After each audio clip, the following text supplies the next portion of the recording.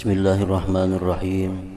Alhamdulillahi alamin wa bihi nasta'in ala umuri dunya waddin. Wassalatu wassalamu ala asyrafil anbiya wal mursalin sayyidina wa habibina Muhammadin wa ala alihi wa sahbihi ajma'in. Qala al-musannif al-imam Abu Hamid al-Ghazali rahimahullah wa nafa'ana bi ulumihi. والثانية أنه ينكشف له بالموت ما لم يكن مكشوفا له في الحياة كما قد ينكشف للمتيقظ ما لم يكن مكشوفا بالنوم والناس نيام فإذا ماتوا انتبهوا وأول ما ينكشف له ما يضره وينفعه من حسناته وسيئاته وقد كان ذلك مستورا في كتاب متوي في سر قلبه وكان يشغله عن الاطلاع عليه شواغل الدنيا فإذا انقطعت الشواغل انكشف له جميع أعماله فلا ينظر إلى سيئة إلا ويتحسر عليها تحسرا يؤثر أن يخوض غمرة النار للخلاص من تلك الحسرة وعند ذلك يقال له كفى بنفسك اليوم عليك حسيبا وينكشف كل ذلك عند انقطاع النفس وقبل الدفن وتشتعل فيه نيران الفراق أعني فراق ما كان يطمئن إليه من هذه الدنيا الفانية دون ما أراد منها لأجل الزاد والبلغة فإن من طلب الزاد للبلغة فإذا بلغ المقصد فرح بمفارقته بقية الزاد إذ لم يكن يريد الزاد لعينه وهذا حال من لم يأخذ من الدنيا إلا بقدر الضرورة وكان يود أن تنقطع ضرورته ليستغني عنه فقد حصل ما كان يوده واستغنى عنه وهذه أنواع من العذاب والعالم عظيمة تهجم عليه قبل الدفن. Makna kalam Imam Al-Ghazali rahimahullah wa nafa'ana bi'ulumih. Yang kedua, bahwa terbuka baginya orang yang meninggal itu dengan kematian. Bahwa terbuka baginya dengan kematian apa yang tidak terbuka baginya pada waktu hidup. Nah, pada waktu hidup kita belum terbuka, belum diperlihatkan oleh Allah manfaat amal kebaikan. Waktu kita masih hidup ini kita kadang melihat bagaimana itu besarnya balasan orang-orang yang melaksanakan sembahyang. Waktu kita masih hidup kita belum melihat balasan-balasan yang disediakan Allah bagi orang yang menuntut ilmu. Waktu hidup kita belum melihat ancaman, belum melihat azab yang disediakan Allah bagi orang-orang yang tidak taat kepada Allah. Nah, maka dengan kematian semua itu menjadi terbuka. Dengan kematian kita bisa melihat, oh ini balasannya sembahyang di dalam dunia itu. Sudah kita mati kita melihat, oh ini balasan orang yang menuntut ilmu. Sudah kita mati kita melihat ini balasan orang yang berzikir kepada Allah. Ini balasan orang yang maksiat kepada Allah. Nah, sudah mati terbuka semuaan itu. Sebagaimana kadang-kadang terbuka bagi orang yang jaga apa yang tidak terbuka baginya dalam tidur. Artinya orang nang rahat guring dalam mimpi-mimpinya itu hanya sekedar mimpi, belum melihat kenyataannya. Dan manusia itu tidur. Lalu apabila mereka meninggal dunia maka mereka bangun. Nah, itu hadis Nabi An-Nas niyam. Manusia itu jar Nabi guring. Idza matu intabahu, bila mereka mati hanyar bangun. Jadi kada terbalik. Apa yang dibalik manusia itu dalam dunia ini bangun, kini bila mati guring, nah kadang jam itu. Saat ini kita masih guring. Apa yang kita lihat, kita rasa dalam dunia ini hanya laksana mimpi. Karena begitu kita mati, nah itu nang sebujurnya. Itu nang sebujurnya. Banyak orang pemimpi susah. Begitu bangun padahal ini kada susah. Banyak orang dalam mimpi bisi motor 10 buah. Sekali bangun guring kada napa-napa. Nah, jadi demikian pula orang yang dalam dunia ini merasa bahwa dirinya masuk surga, bahwa dirinya dalam hidup ini merasa selamat. Nah, kayaknya sudah mati, nah kada tahu sebenarnya apa. Jadi bila mati itulah sudah terbuka segala sesuatu yang selama ini belum terbuka kepada kita. Pertama-tama apa yang terbuka baginya. Begitu kita mati, apa yang pertama terbuka adalah yang membawa bahaya dan membawa manfaat baginya daripada amal kebaikan dan amal kejelekan. Nah, begitu kita mati, kita sudah tahu. Hanyar mati, kita sudah tahu nih. Ini amal kejahatanku banyaknya. Ini amal kebaikanku. Begitu kita mati belum diapa-apai lagi, belum dipindah, belum apalagi dikubur, masih di tempat kita mati sudah melihat. Sudah melihat. Bakal ke sini, bakal ke sana tuh sudah tahu. Pertama-tama apa yang terbuka baginya adalah yang membawa bahaya dan membawa manfaat baginya daripada amal kebaikan dan amal kejelekannya. Dan demikian itu telah tertulis dalam catatan amal yang terlipat dalam rahasia hatinya. Dan ia dilalaikan dari melihat kepadanya oleh kesibukan-kesibukan dunia. Kita sekarang kada melihat amal-amal kebaikan yang kita lakukan, kejahatan-kejahatan yang kita lakukan, kita sekarang kada melihat. Padahal itu ada sebenarnya di dalam diri kita. Cuma karena kita ini kada mau muhasabah, kada mau menghitung ulang pekerjaan lalu, kebaikan yang liwat, kejahatan yang liwat, kita kada mau muhasabah, kada mau memeriksa oleh karena kesibukan-kesibukan kita. Nah, begitu kita mati sudah melihat kita. Ini daftar kebaikan, ini daftar kejahatan kita.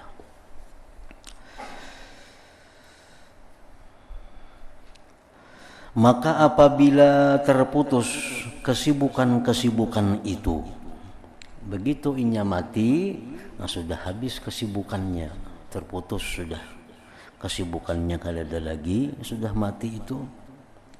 Maka terbuka baginya semua amal perbuatannya. Maka ia tidak memandang kepada suatu amal kejelekan, melainkan ia menyesal atasnya. Menyesal lagi dengan penyesalan yang membekas, bahwa ia terjun dalam kesengsaraan neraka untuk terlepas dari penyesalan itu. Artinya daripada saking menyesalnya inya hakun diazab, disiksa, asal dihapuskan segala kesalahan-kesalahannya itu.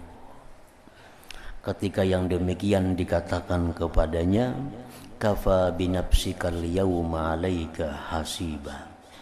Artinya cukuplah dirimu sendiri pada hari ini sebagai penghisap terhadapmu. Artinya walaupun kita kada dihisap oleh Allah, kita seorangnya sudah bisa melihat amal perbuatan kita itu. Karena semuaan yang ada di tubuh kita ini menjadi saksi terhadap perbuatan kita di alam dunia ini. Allah berfirman, kafa binafsikal yawma 'alaika hasiba. Cukuplah dirimu sendiri pada hari ini sebagai penghisap terhadapmu. Dan setiap yang demikian dapat tersingkap ketika terputusnya nafs dan sebelum dikebumikan. Ketika terputusnya napas dan sebelum dikebumikan, itu sudah tersingkap. sudah tersingkap. Dan menyala api perpisahan pada waktu itu. Menyala api perpisahan pada waktu itu, yakni perpisahan dengan apa yang ia merasa tentram kepadanya dari dunia yang fana. Dari dunia yang fana ini. Bukan apa yang dikehendakinya daripadanya dunia bagi bekal dan kecukupan. Nah, begitu kita sudah habis nafas, belum lagi dikubur, kita sudah melihat apa-apa yang akan kita hadapi. Di situ timbul penyesalan-penyesalan, terutama kita menyesal berpisah dengan apa yang selama ini kita cintai. Melihat di rumah, oh ini bini melihat, kada kau lagi menggetuk bini. Ini anak melihat, kada kau lagi merawa anak. Ini sepeda motor, kendaraan ada, melihat, kada kau lagi menjapai. Padahal selama ini paling disayangi ini tuh. Nah, paling disayangi, paling diingat.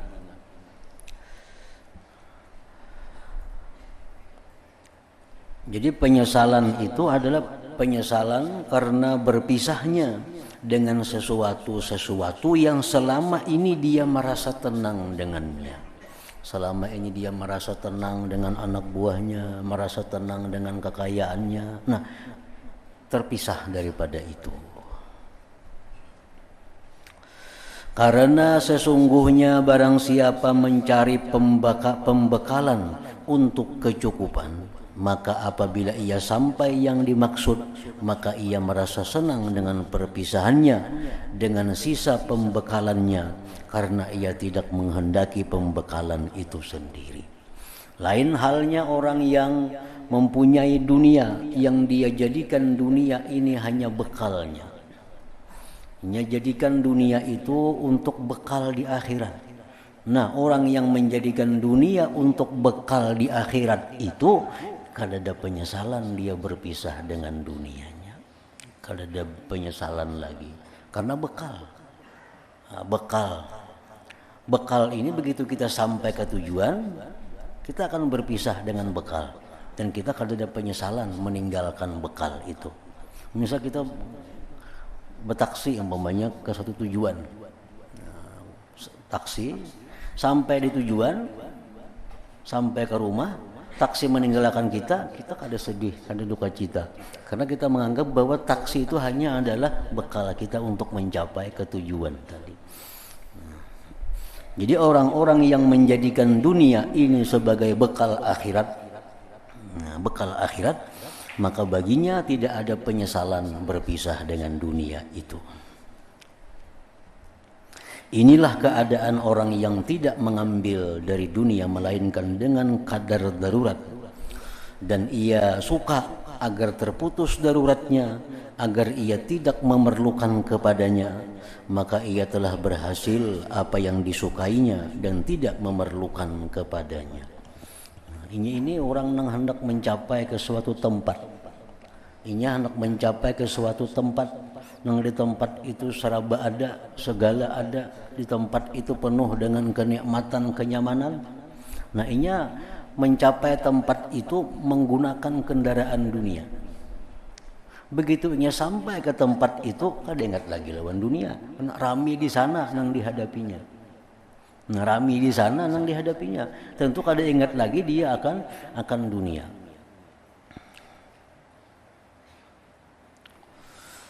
Nah, lain halnya bagi orang-orang yang selama ini menjadikan dunia ini pegangannya, dunia ini yang dituntut dicarinya, dunia ini yang dikumpulkannya, kekayaan itu merupakan kebahagiaannya.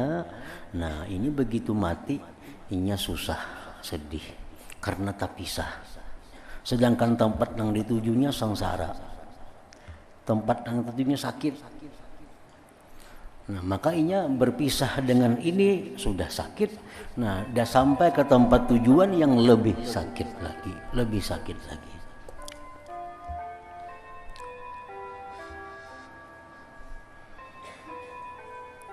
Jadi berbagai macam kesengsaraan berbagai macam penyesalan yang dihadapi oleh orang yang hanyar mati. Beluman lagi berurusan lawan tanah nih, hanyar mati aja. Macam-macam sudah kesusahannya, kesusahan melihat amal jeliknya, kesusahan berpisah dengan dunia yang dicintainya.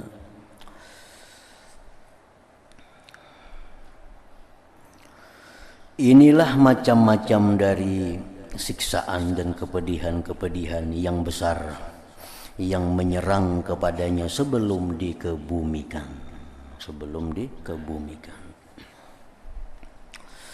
Kemudian ketika dikebumikan, kadang-kadang rohnya kembali kepada jasad karena macam-macam siksaan yang lain. Begitu dia masuk ke dalam kubur, rohnya dikembalikan kepada jasadnya tadi. Nah, di situ dia akan menemui berbagai macam siksaan. Nah, kalau tadi hanya rohnya yang disiksa, rohnya yang merasakan penyesalan tadi, begitu dikebumikan, masuk ke dalam tanah, rohnya kembali lagi ke jasadnya. Nah, maka jasadnya pun ikut merasakan kesedihan siksaan itu. Dan kadang-kadang ia dimaafkan daripadanya. Bisa juga orang nang tadi begitu inya mati, inya ini banyak membawa segala macam dosa, membawa segala macam kesalahan, begitu masuk di kubur dimaafkan oleh Allah. Itu bisa juga. Ini bisa dengan kebijaksanaan dan kepintaran ahli warisnya. Jadi begitu orang ini mati, banyak macam-macam kesulitan waktu belum dikuburkan. Karena jadi selama menunggu pemakaman itu ahli waris ini kasana kemari mencari hal-hal yang bersangkutan lawan abahnya. Datangi sana, abah pernah ke Manupian, abah minta rida, anaknya mintakan rida abah. Datangi sana, abah pernah berperkara lawan ini, datangi sana, abah meninggal, mohon dirida kan kalau selama hidup sidin ada salah. Lalu jadi warisnya ini harta warisan sidin banyak, separuh beriakan sagan arwah abah pahalanya. Nah, ini bisa dalam kubur kada disiksa lagi, dimaafkan oleh Allah. Warisnya pintar nih, ahli waris ini bijaksana, sayang lawan ibu bapaknya. Nah, jadi waktu proses menunggu pemakaman itu jangan dudukan maungut begawi ini ahli warisnya. Kenapa kada digawi supaya dalam kubur kayaknya ada keringanan, bahkan bisa dimaafkan nang dalam kubur ini.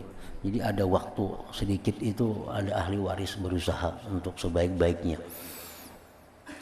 Kemudian ketika dikebumikan, dikubur, kadang-kadang ruhnya kembali kepada jasad karena bermacam-macam siksaan yang lain-lain, dan kadang-kadang ia dimaafkan daripadanya. Padahal waktu mencabut nyawa sakit, menunggu dikubur itu inya penyesal, inya disiksa ruhnya. Tapi begitu dalam masuk kubur dimaafkan Allah. Nah, itu bisa terjadi.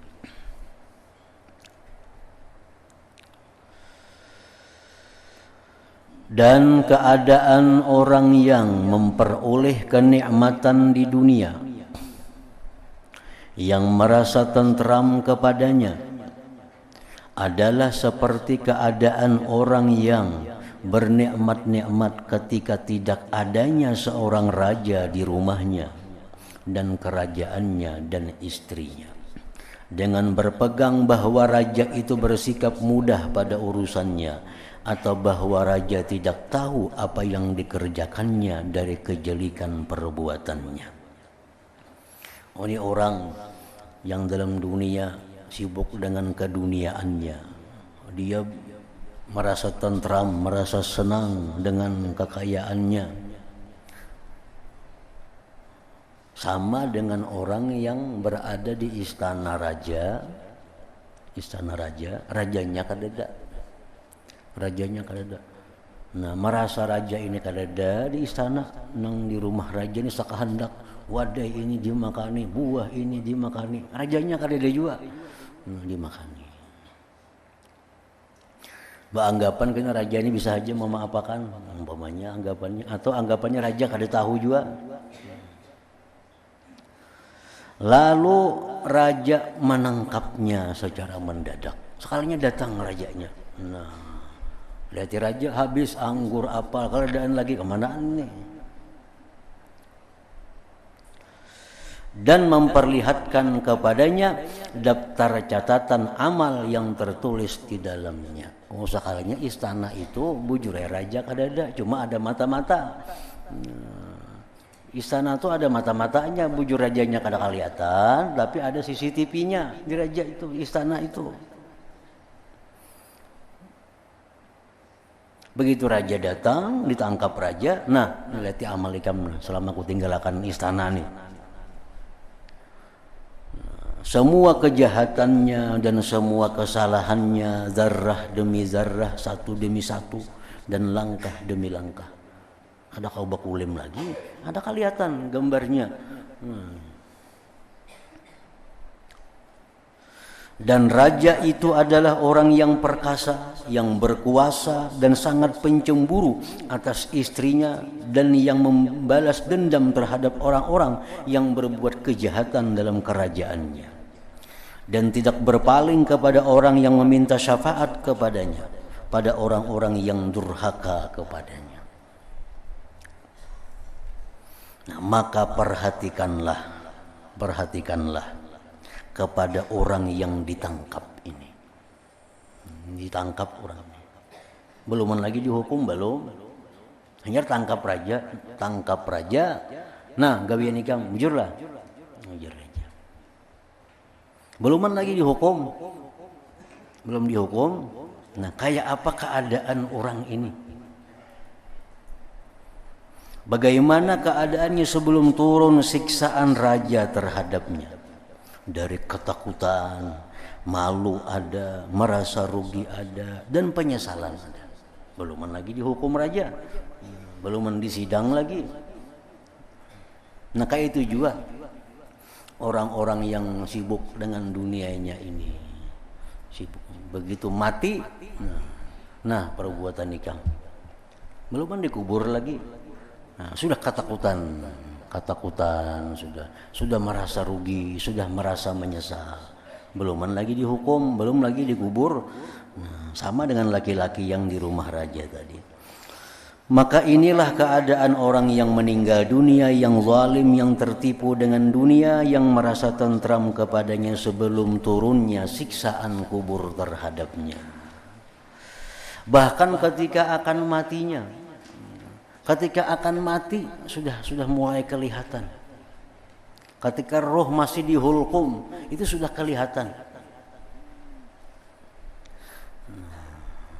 Jadi kita berlindung kepada Allah Subhanahu wa taala daripadanya yang demikian itu.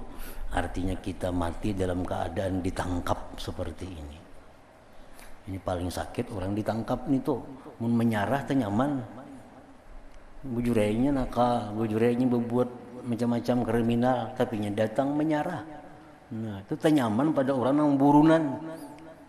Burunan ini bisa ditimbak polisi.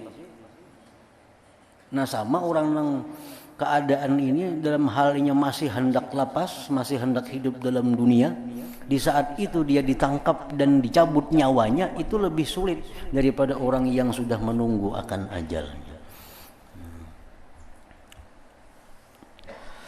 Sesungguhnya kehinaan terbuka rahasia dan tersingkapnya tutupan itu lebih besar daripada setiap siksaan yang bertempat di jasad, dari pukulan, diputung dan lainnya. Jadi terbukanya rahasia kita itu lebih sakit sebenarnya dari pukulan yang sebenarnya. Nah, terbukanya rahasia itu lebih sakit daripada siksaan itu sendiri. Maka inilah isyarat keadaan orang yang mati ketika mati yang disaksikan oleh orang-orang yang mempunyai mata hati dengan persaksian batin yang lebih kuat daripada persaksian mata kepala. Orang-orang yang diberi Allah mata hati yang tajam, dia bisa tahu, dia bisa melihat, ini orang susahnya. Ini orang beruntungnya. Dan disaksikan yang demikian itu oleh dalil-dalil Al-Quran dan As-Sunnah.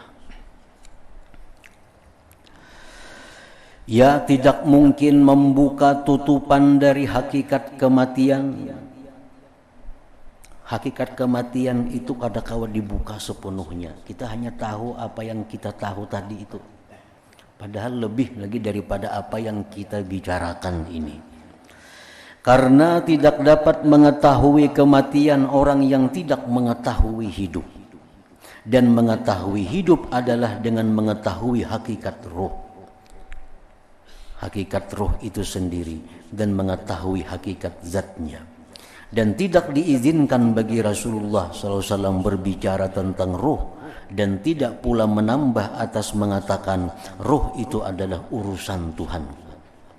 Maka tidak ada bagi seseorang ulama agama bahwa ia menyingkapkan tentang rahasia roh walaupun ia melihat kepadanya.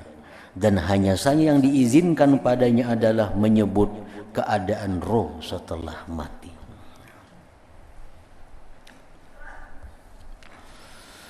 Dan menunjukkan atas bahwa kematian bukan ibarat dari tidak adanya roh dan tidak dapat diperdapatinya adalah ayat-ayat dan hadis-hadis yang banyak. Adapun ayat-ayat maka yang telah datang mengenai orang-orang yang mati syahid, karena Allah Ta'ala berfirman, وَلَا تَحْسَبَنَّ الَّذِينَ قُتِلُوا فِي سَبِيلِ اللَّهِ أَمْوَاتًا bal ahya'in rabbihim yurzakun farihin.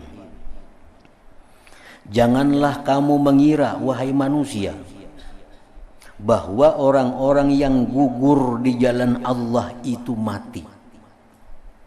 Bahkan mereka hidup di sisi Tuhan mereka dengan mendapatkan rezeki mereka dalam keadaan gembira. Nah, itu menunjukkan bahwa mati itu bukan suatu ibarat dari tidak adanya roh. Tetapi mati itu hanya berubahnya keadaan roh.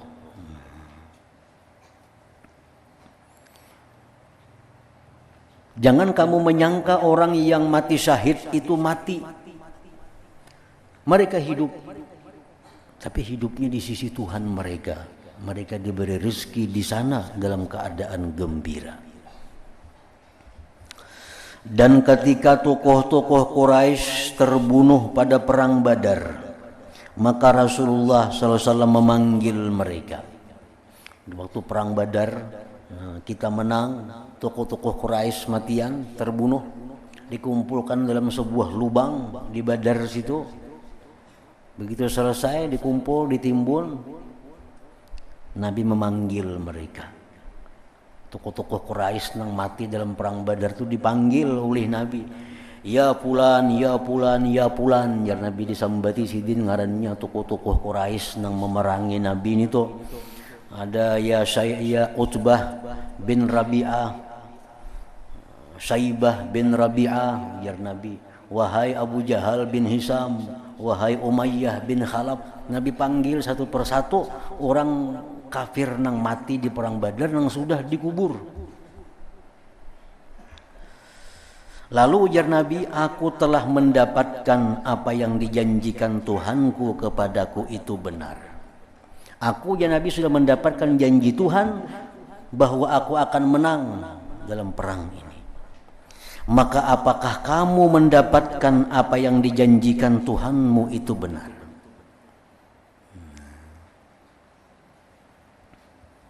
Lalu ditanyakan, wahai Rasulullah, apakah engkau memanggil mereka?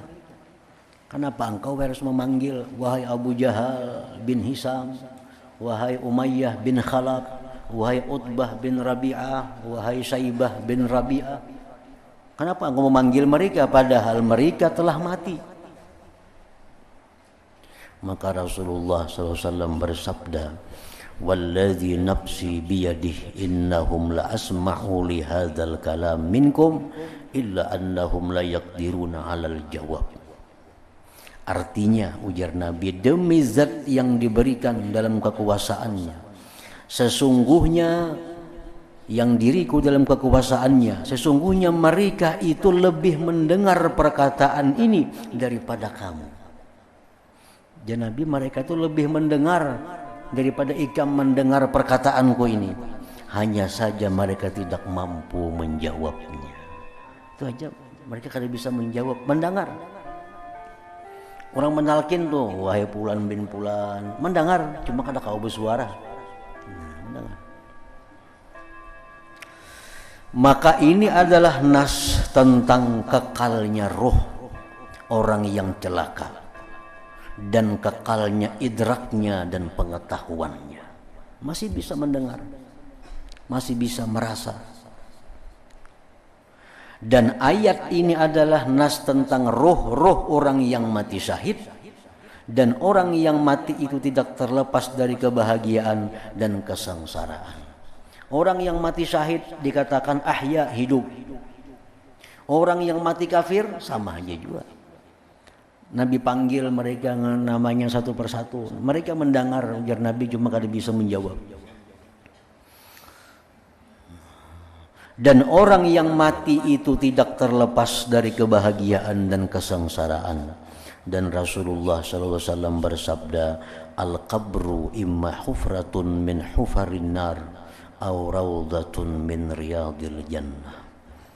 Artinya kubur itu ada kalanya lubang dari lubang-lubang neraka atau taman dari taman-taman surga. Kubur yang kita lihat di atasnya pina tenang, tentram, tapi di dalamnya itu ada taman surga dan ada lubang neraka. Ini adalah nas yang jelas bahwa kematian adalah berubahnya keadaan saja. Dan bahwa apa yang akan terjadi dari kesengsaraan orang yang mati dan kebahagiaannya itu disegerakan ketika mati tanpa penundaan. Dan hanya saja ditunda sebagian macam-macam siksaan dan pahala tidak pokoknya.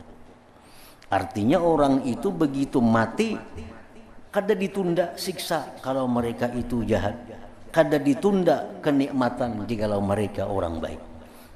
Karena hanya berpindah keadaan, berpindah tempat dari alam dunia ke alam barzakh. Jadi bukanlah mati itu ketiadaan, tetapi hanya berpindahnya keadaan kepada satu keadaan yang lain. Jika ada menunggu misalnya kena di akhirat ke padang mahsyar kena hanya dihukum kada. Kada menunggunya di akhirat hanya kita masuk neraka kada. Kubur itu sudah jadi lubang neraka. Artinya apa? Bahwa dari neraka itu ada saluran yang masuk ke dalam kubur itu. Nah, sehingga dia sudah mendapatkan kesengsaraan. Sedangkan yang kubur itu taman surga, artinya dari kubur itu ada saluran ke surga, sehingga sampailah ke kubur itu sebagian daripada kenikmatan surga. Nah itu ya Nabi, hufratun min hufarin niran aw rawdatun min riyadil jannah. Lagi orang doa haul tu, Allahumma ja'al qabrahu rawdatan min riyadil jannah. Ya Allah, jadikanlah kubur arwah nang dihauli ni rawdatan, taman min riyadil jannah, dari taman-taman surga. Ya itu artinya.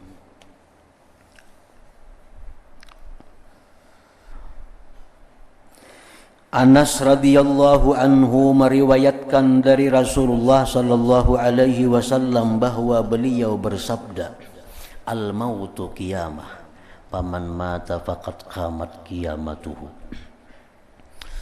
Ujar Nabi, kematian adalah kiamat.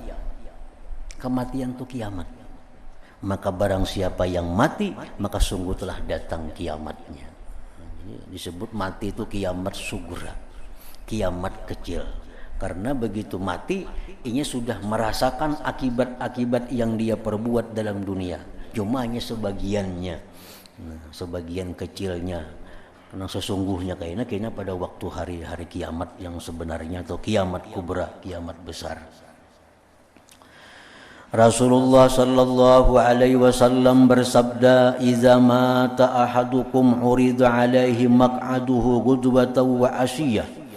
In kana min ahlil jannah faminal jannah, wa in kana min ahlin nar faminan nar. Wa yuqalu hadza maq'aduka hatta tub'atsa ilaihi yaumal qiyamah." Artinya, apabila seseorang dari kamu meninggal dunia, maka diperlihatkan kepadanya tempat duduknya, tempat tinggalnya pagi dan sore. Jika ia termasuk penghuni surga, maka dari surga diperlihatkan tempatnya. Dan jika ia termasuk penghuni neraka, maka dari neraka diperlihatkan tempatnya. Ini beluman lagi dikubur, beluman lagi dikebumikan. Dan ini terus berlaku, terus terjadi seperti ini pagi, sore diperlihatkan kepadanya. Dan tidak tersembunyi apa yang dalam penyiksaan, dalam penyaksian dua tempat duduk ini dari siksaan dan kenikmatan pada ketika itu. Dari Abi Qais ia berkata, kami bersama Alqamah pada suatu jenazah. Lalu ia berkata, adapun orang ini maka telah datang kiamatnya. Melihat jenazah, orang itu sudah kiamat. Ini bila sudah mati, kiamat untuk dirinya. Kiamat untuk dirinya. Ali bin Abi Thalib karramallahu wajhah berkata, haram atas diri bahwa ia keluar dari dunia sehingga ia mengetahui termasuk penghuni surga ia atau termasuk penghuni neraka. Artinya pasti. Nah, itu haram atas diri. Artinya pasti. Setiap diri itu begitu keluar dari dunia, ia sudah tahu bakal menghuni surga atau bakal menghuni neraka. Abu Hurairah radhiyallahu anhu berkata, Rasulullah sallallahu alaihi wasallam bersabda, man mata ghariba mata syahida wa wuqiya fattanatil qabr wa gudiya wa riha alaihi birizqihi minal jannah.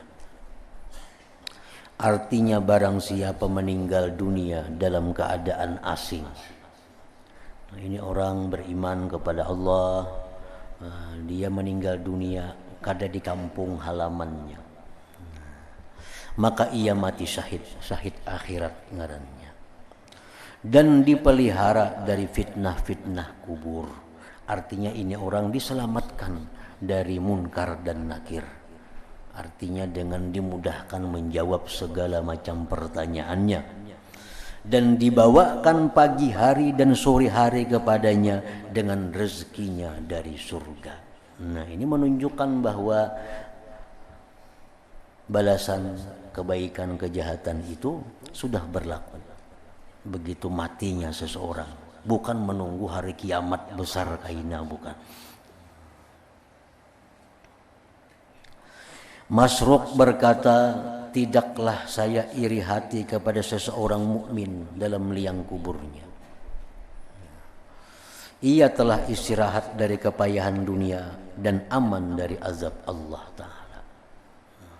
Artinya orang yang paling nyaman, orang yang paling lapang, orang yang di dalam kubur, yang sudah kada lapah lagi urusan dunia, namun dia aman dari azab Allah Subhanahu wa Ta'ala. Itulah orang yang paling nyaman. Nah, kemudian Ya'la ibn al-Walid berkata,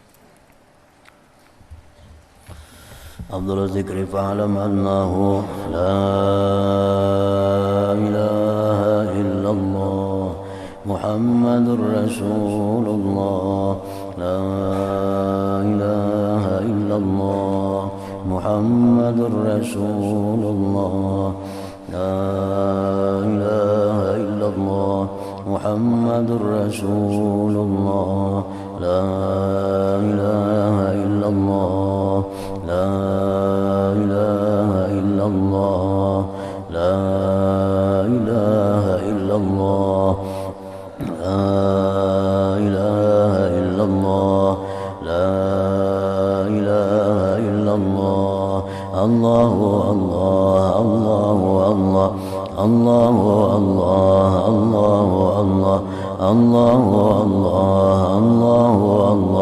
الله الله الله الله الله الله الله الله لا إله إلا الله محمد رسول الله لا إله إلا الله محمد رسول الله لا إله إلا الله محمد رسول الله لا إله إلا الله الفاتحة من الرحمن الرحيم يوم الدين إياك نعبد وإياك نستعين اهدنا الصراط المستقيم صراط الذين أنعمت عليهم غير المغضوب عليهم ولا الضالين فيا أيها الراجون منه شفاعة صلوا عليه سلموا تسليما اللهم صل وسلم وبارك